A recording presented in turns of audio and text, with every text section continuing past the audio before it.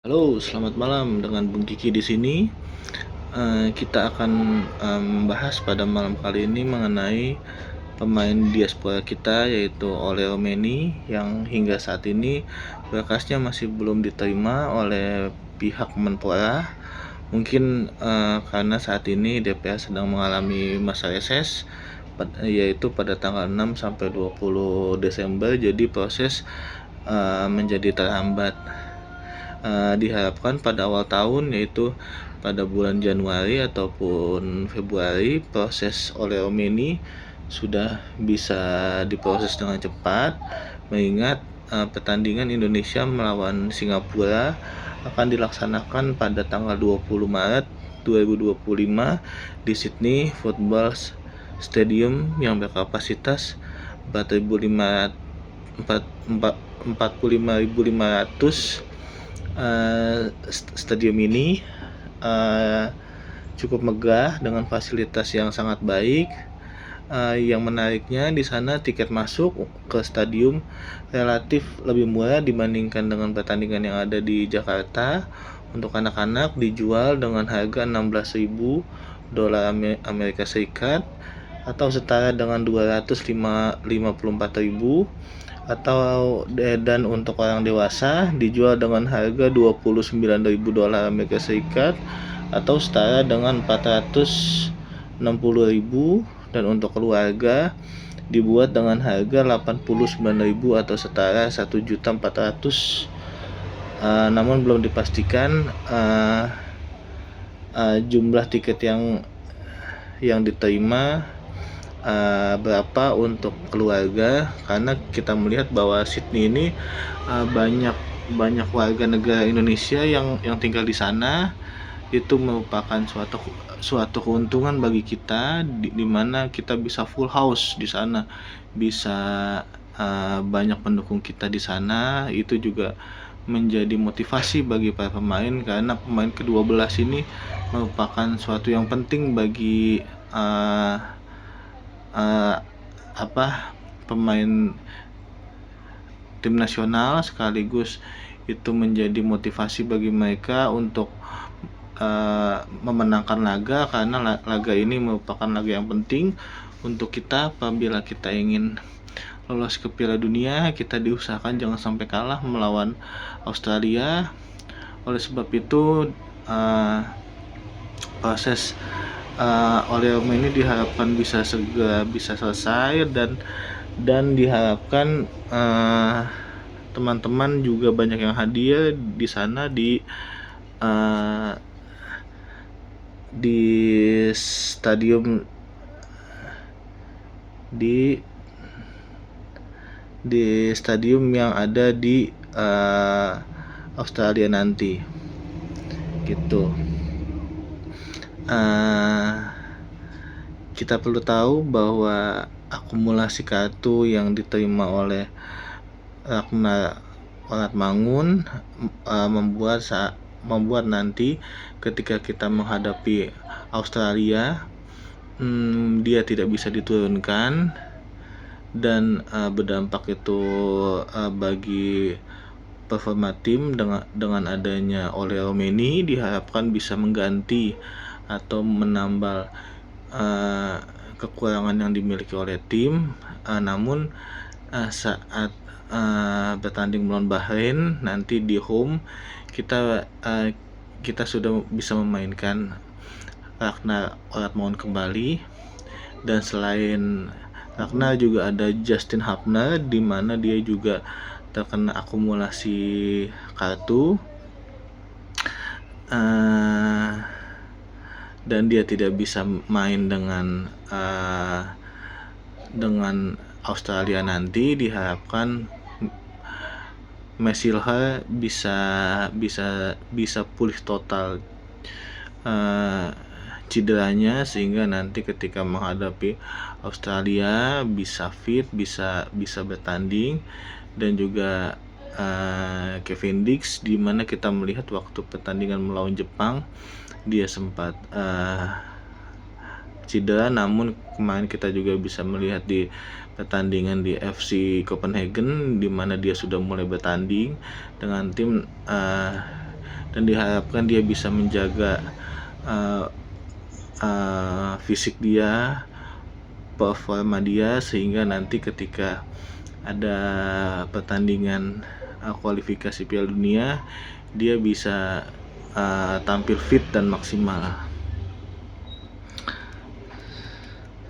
Selanjutnya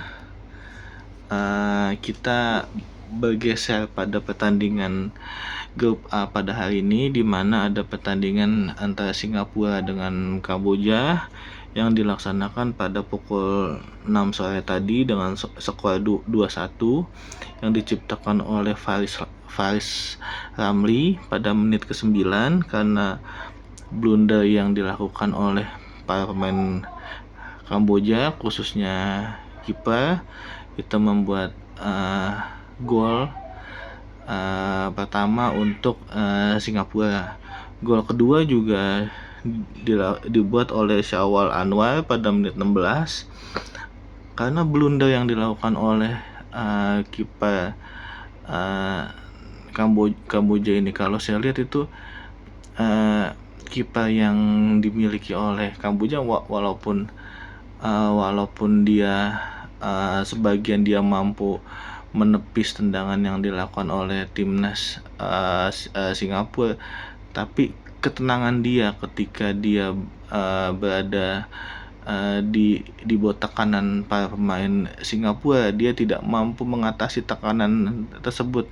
Ketika mendapatkan press dari pemain Singapura itu, kiper tersebut merasa tidak nyaman, merasa kagok. Itu yang membuat dia melakukan blunder gitu, sehingga terciptalah 2 gol yang dibuat oleh pemain Singapura. Dan gol sematawayang yang dibuat oleh pemain Kamboja itu pada menit ke-59 oleh Sing Chantea dengan menggunakan cutback gitu kan. Skor ini bertahan hingga menit selesai. Pada pertandingan kali ini Singapura bermain dengan formasi 4-1-4-1 dan Kamboja dengan formasi 4-2-2. Dimana kalau kita melihat timnas Kamboja itu tampil sangat dominan, tampil sangat menyerang. Kita melihat bahwa dampak dari pemain naturalisasi yang dipunyai oleh Kamboja itu sangat berdampak. Kita bisa lihat dari pertandingan tadi, pola yang dilakukan oleh timnas Kamboja itu permainan dari kaki ke kaki itu sudah berjalan dengan lancar, cuman memang ada miss atau blunder yang dilakukan oleh kipernya membuat mereka bisa kalah dengan skor 2-1. Apabila dia tidak melakukan blunder, apabila dia bisa memaksimalkan peluang dan mempunyai pertahanan yang bagus, seharusnya timnas Kamboja itu bisa memenangkan pertandingan pada malam hari ini gitu. Dan 1 kartu kuning yang diterima oleh timnas Kamboja yang didapatkan oleh Yuday Ogawa pada menit ke-33. Ini merupakan pemain naturalisasinya yang cukup main bagus di timnas Kamboja. Untuk besok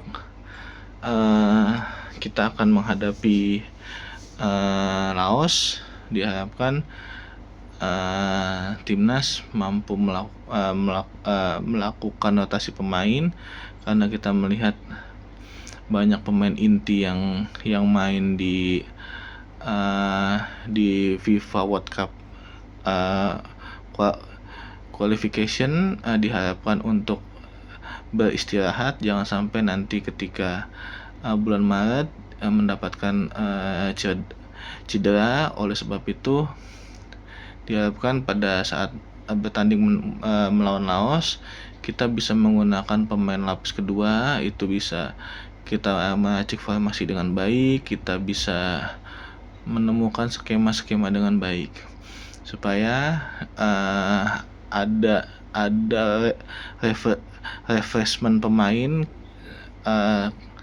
Itu sangat penting bagi pemain karena ketika dia dimainkan terus itu akan sangat rawan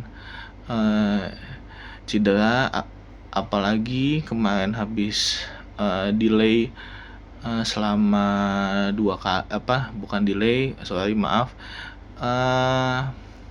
transit 2 kali yang membuat para pemain timnas Indonesia mengalami kelelahan. Oleh sebab itu, saya harapkan pada pertandingan kali ini timnas Indonesia menggunakan lapis kedua untuk refreshment pemain. Oke, malam ini juga nanti ada pertandingan antara Malaysia dengan Timor Leste. Ya, nanti akan saya review kembali mengenai pertandingan Malaysia dan Timor Leste. Oke, cukup sekian. Salam sepak bola.